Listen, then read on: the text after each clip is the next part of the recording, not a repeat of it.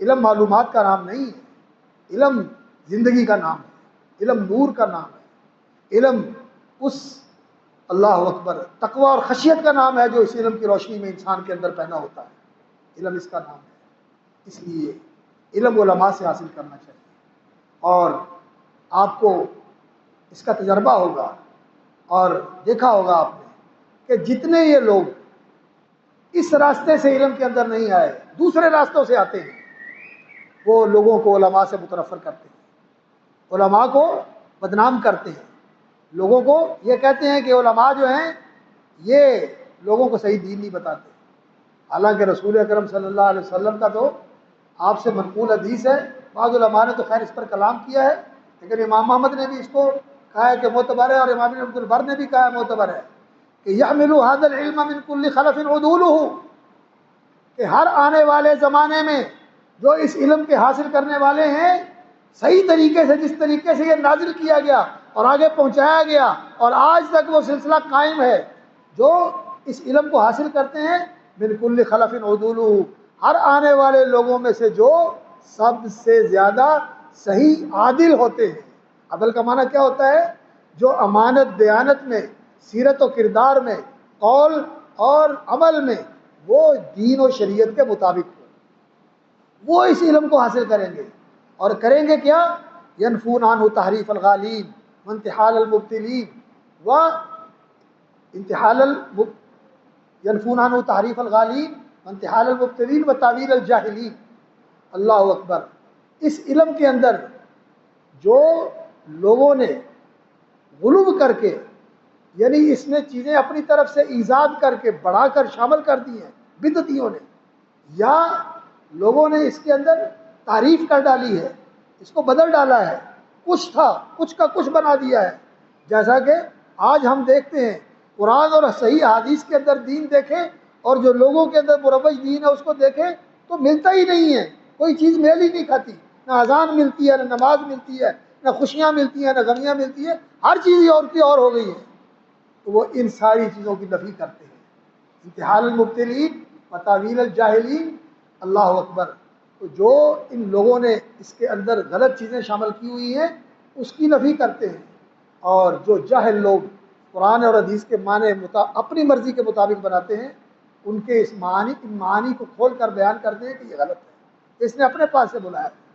تو یہ علماء رسول اکرم صلی اللہ علیہ وسلم نے ان کو عدل قرار دیا، اور اللہ رب العزت نے ان علماء کی عدالت کی گواہی دی ہے کہ اللہ رب العزت نے قرآن مجید میں ان کی گواہی کو قرآن میں ذکر فرمایا، شاہد اللہ انہ لا الہ الا ہوا والملائکۃ واولو العلم قائما بالقسط۔ اللہ گواہی دیتا ہے کہ وہ سچا الہ ہے، انصاف کرنے والا۔ اللہ کے فرشتے گواہی دیتے ہیں اور اہل علم گواہی دیتے ہیں۔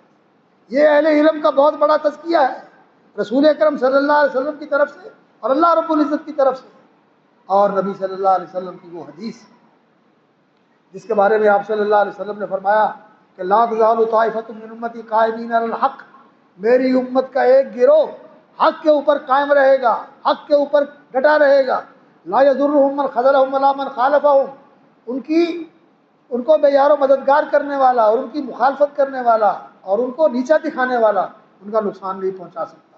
تو امام بخاری رحمۃ اللہ علیہ نے فرمایا وہ کون ہیں؟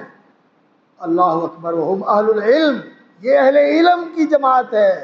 امام بخاری رحمۃ اللہ علیہ بھی کہتے ہیں، اور امام ترمذی رحمۃ اللہ علیہ نے فرمایا یہ لوگ وہ ہیں اہل العلم والحدیث، جو علم والے ہیں قرآن اور حدیث کے، اور جو اس علم کے ساتھ جڑے ہوئے ہیں، یہ لوگ ہیں حق کے اوپر رہنے والے۔ تو ان علماء سے لوگوں کو متنفر کرنا اور خود بیٹھ کر جو ہے وہ علم کی باتیں کرنا کتابوں سے لے کر، بلکہ اس بات پر فخر کرنا کہ میرا کوئی استاد نہیں ہے، میں نے کتابوں سے ہی پڑھا ہے، تو یہ تو جہالت ہے، یہ علم نہیں ہے، یہ جہالت ہے۔ اور اسی طرح کوئی جدیدیت کے نام پر کہ جی اس وقت جدید فکر کی ضرورت ہے، اور کوئی روشن خیالی کے نام پر، اور کوئی زمانہ سازی کے نام پر کہ حالات کے مطابق دین کو اس طرح پیش کرنا چاہیے کہ لوگوں کے لیے اس دور میں قابل عمل ہو، اس لیے یہ چیزیں چھوڑ دیں، یہ چیزیں چھوڑ دیں۔ احادیث کی حجیت کے اوپر لوگوں کو مشکوک بنا کر اور لوگوں کے اندر بد اعتمادی پیدا کر کے اور ان کو ذہنی طور پر حدیثوں سے بیگانہ کر کے یہ کہنا جی سنت ہے، اور سنت کیا ہے؟ وہ جو زمانہ جاہلیت میں لوگوں کے اندر چلی آتی تھی وہ سنت ہے۔ یہ اس طرح کی چیزیں لوگ بنا کر پیش کرتے ہیں، اور اس میں کوئی شک نہیں کہ وہ بڑے زبان کے میٹھے ہیں اور بڑے اچھے طریقے سے بات کرنا ان کو آتی ہے، اور ان کے سننے والے اور ان کے پیچھے چلنے والے بہت زیادہ ہیں۔ لیکن رسول اکرم صلی اللہ علیہ وسلم نے فرمایا تھا ان اخوف ما اخاف علی امتی الائمۃ المضلین، سب سے زیادہ جو چیز کا مجھے خطرہ ہے اپنی امت کے بارے میں وہ ایسے رہبر ہیں جو امت کو گمراہ کرنے والے، لبادہ رہبری کا اوڑھا ہوا ہے اور منصب رہبری کا اپنایا ہوا ہے، لیکن اس راستے سے ہٹا رہے ہیں جو صحابہ کا راستہ ہے۔ علماء کون ہیں؟ علماء وہ ہیں جو آج بھی لوگوں کو اس راستے پر لے کے آتے ہیں جس کے بارے میں نبی صلی اللہ علیہ وسلم نے فرمایا تھا کہ یہودیوں کے 71 فرقے ہوئے اور عیسائیوں کے 72 ہوئے اور میری امت کے 73 ہوں گے۔ ایک فرقہ سیدھا جنت میں جائے گا، جنت میں جائے گا، جنت میں ایک فرقہ سیدھا جائے گا بغیر کسی رکاوٹ کے نکلیں گے، اور اللہ کے رسول صلی اللہ علیہ وسلم کی قیادت میں سیدھے جنت میں چلے جائیں۔ اللہ اکبر۔